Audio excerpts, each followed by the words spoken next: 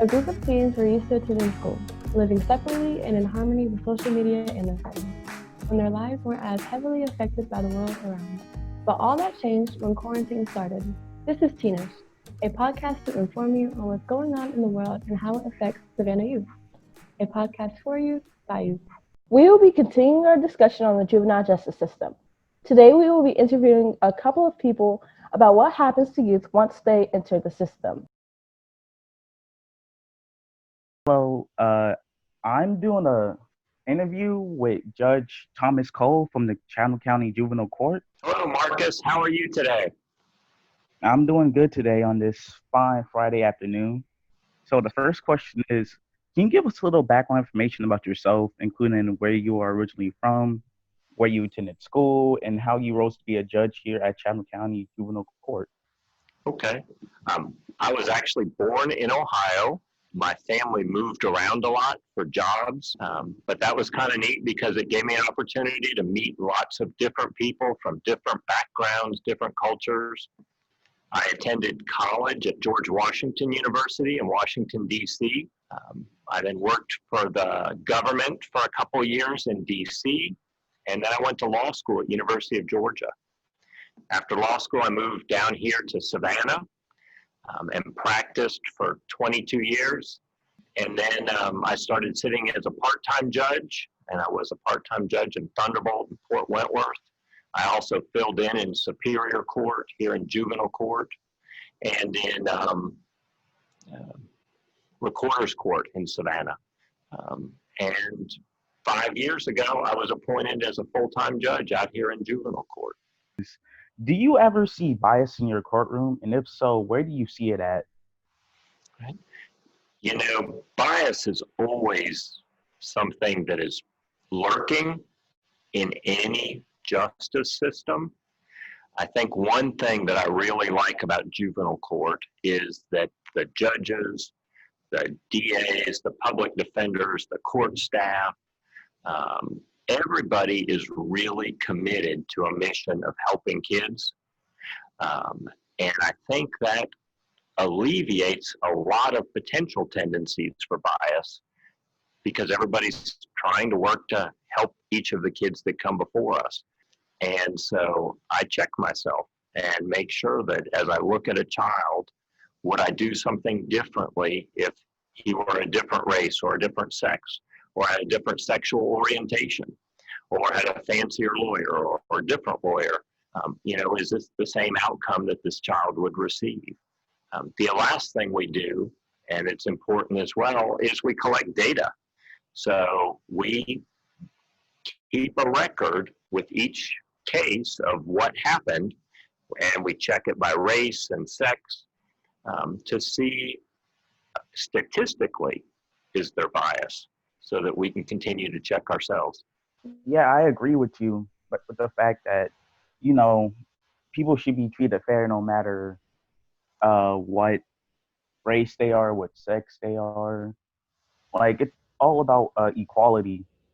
Well, and Marcus, if you have ideas, what do I think a lot of times the public has a perception that it isn't going to be fair if you're African American or you're male versus female.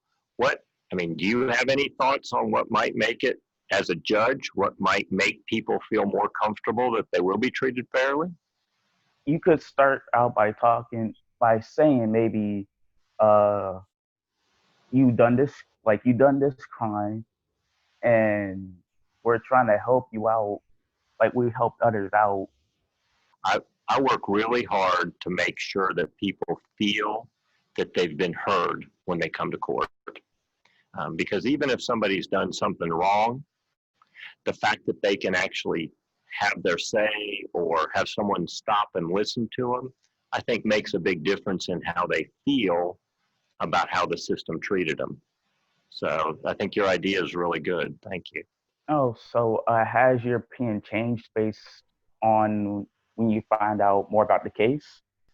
But what I try to do is reserve judgment for every case until we have everything in front of us. And a neat thing about juvenile court is before we impose any probation or other equivalent of a sentence, we get a full background. So we know who their parents, we know everything about them, their family, their school, any mental health issues, any other events that have occurred that were particularly traumatic. So we work really hard to get a full picture of what's going on with people so that when we do make a decision, it's one that really encompasses the whole person. So it can make a difference. One thing that's unique about juvenile court as opposed to the adult system is we split up our cases in two parts. So in juvenile court, we have an adjudication, which is like a trial, and that is, did the person do it? So for example, did this person steal a car? That's the only question. So if the answer is yes, the second step is, does that person need treatment, rehabilitation, or supervision? And if the answer is yes, then we would, again, impose probation or some other conditions that would help rehabilitate, supervise, or provide treatment for this child. If we decide, though, that the kid does not need treatment, rehabilitation, or supervision, then we dismiss the case. I like that, getting all of the information out before you make your judgment is it's a really good thing that I think that others should do, not just in the courtroom, but everywhere else. Well, actually, I do have one more question. Yeah. It's how do you decompress from all the work you do and see things you see in the courtroom? So I like to dig in the dirt. I like gardening. I like to take walks with my family in the evening. Just, we'll walk a mile or so just to kind of unwind. One thing that I've been doing for the last few years is I've been working with a medical mission. So once or twice a year, I go to Central America and help translate for people who are having eye surgeries. And it's really hard work. I mean, we work 14, 16-hour days, but as hard as the work is, when we're done and we come back, you're really sort of refueled and ready to get back at the court and our daily lives here. So it's just finding things that are a little bit different and that make you feel good and recharge your batteries. Thank you for answering those questions. Yeah, well, Marcus, again, I think Teenish is a fantastic program. So, Hi guys, welcome to the Teenish podcast. This is Sarah. We have Judge Burke with us today from the Chatham County Juvenile Court System, and Gary. I guess we can go ahead and jump right into the questions. Judge Burke, could you give us like a little background information from where you're originally from, like the schools you attended, and how it is that you rose to be a Chatham County juvenile judge? Sure. My name is LeRoy Burke III. My father was junior, my grandfather was senior. I'm originally from Suffolk, Virginia. Went to high school, of course, in Suffolk. It was Booker T. Washington High School. I went to Hampton. It was Institute then. It's now University in Hampton, Virginia. I moved to Atlanta after I finished the military. And after a short stint in the military, went to Atlanta. Went to Woodrow Wilson College of Law in Atlanta. Passed the bar in 1979. Practiced in Atlanta for a few years. Moved to Savannah, practiced in Savannah for a few years. And I was appointed to Recorder's Court in 1993. I was appointed to Juvenile Court in 2004. So I've been in Juvenile Court since 2004. So it'll be 16 years as of August 31st. Wow, that's quite some time. You definitely moved around a lot too. So I guess with all of that, how do you feel like your upbringing or your background affects how it is that you interpret the law around Chatham County? Deciding what happened is not the hard part. That usually is not the hard part. It's what to do afterwards where you have discretion. So if a child commits a delinquent act, the law says I have up to 2 years control over that child. But the real question is, what does that child need? Do I need to have them under court order for 2 years? Do I need them under court order at all? And as a juvenile court judge, I could even make the determination that they don't need to be on probation or have any other controls imposed on them, even though they committed a delinquent act. And so my upbringing, I can say I had a happy childhood. I grew up around people who cared about me, cared about the community, cared about all of us in my age bracket, in my class or whatnot, and cared where we were going to be and what we would be doing as adults. And so coming to the juvenile bench, or the juvenile court bench, I should say, I hope I brought some of that with me in caring about the children who were in court before me. It's about treatment, rehabilitation, and supervision. It's not about punishment. We had to go back and just sort of look at how we were doing things to decide that there was a better way to do it. And it doesn't always work. They don't have an illusion that somehow it always works. But that's the goal. The goal is that a child leaves juvenile court prepared to finish their childhood and enter adulthood.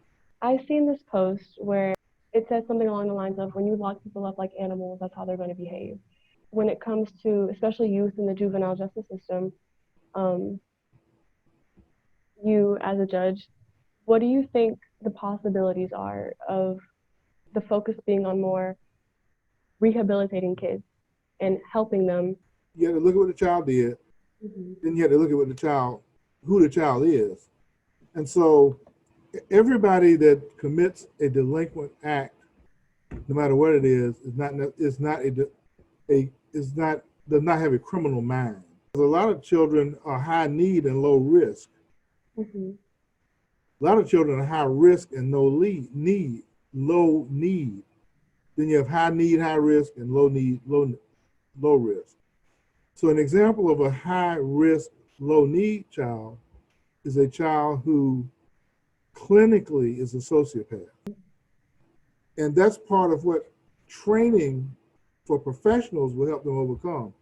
Look beyond what they did. Look at who the child is. It makes me happy to hear, coming from somebody in your place who is a judge in our community, say that one of your main focuses is that when it is all over and done with, that they still have a chance to live their childhood, to finish out what it was that they were doing, and to be on a better track.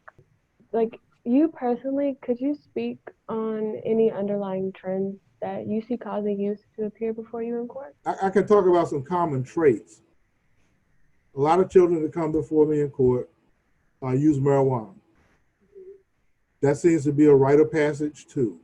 Another thing that I see is that there's not a lot of pro-social activities for children to participate in, so that they have something else to do other than figure out ways to get in trouble. And what they do a lot of times getting in trouble is just out of boredom. Another trend that I'm seeing, and it's an alarming trend, is a lot of children are being abused, and their response is what actually gets the attention. And we don't go back and look at the fact that that was what really sparked the whole thing in the first place. And then they get sanctioned for responding to the environment, really. So the trend I see is that we are trying to be more sensitive as to the whys as opposed to the whats. We have to take the what into consideration, but we're trying to go behind it and say, well, why? Why did this happen? And what can we do to prevent it from happening in the future? And that's sort of a trend, hopefully nationally among juvenile courts. What is your opinion on the fact that white males are more likely to receive less harsh sentencing than black males for the same crime?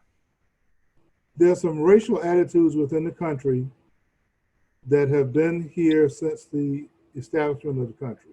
So what you're really talking about is implicit bias. Some of it might be explicit bias. If you have a person who's just explicitly doing that, then that's one thing. But I think a lot of it is implicit bias.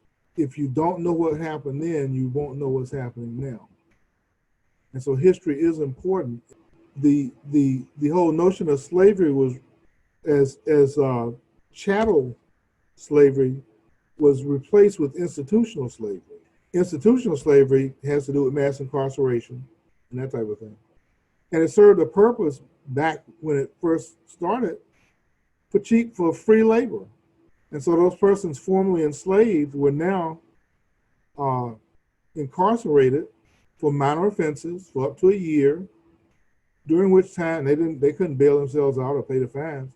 So that somebody would pay the fine for them, and then they'd owe them labor to pay the fine off, pay the person who paid the fine. So all of that is part of what has been brought forward in terms of implicit bias in sentencing. And just like any habit that's learned, it has to be unlearned. But in order to unlearn it, you have to understand what it is and where it came from. Yes, definitely, because growing up in the South, a lot of the history that we learn is very, very whitewashed. And like I said before, the information that these kids intake is what they go off when they grow up. So people grow up thinking that certain things that they say or do is perfectly fine just because of either the way they were raised or certain things that they learned, took up, whether it be from school or their home life. So I really I agree with you. Is there like any ways that you provide yourself with self-care just to make sure that you don't experience any burnout? Music. Really, me too. I love singing and I love music so much, but That music soothes your soul. Yeah. And different people have different tastes in music. I'm not really into the modern genres. I'm a 60s, 70s guy. I like jazz. I like smooth jazz. old music. But I like Motown. I like James Brown.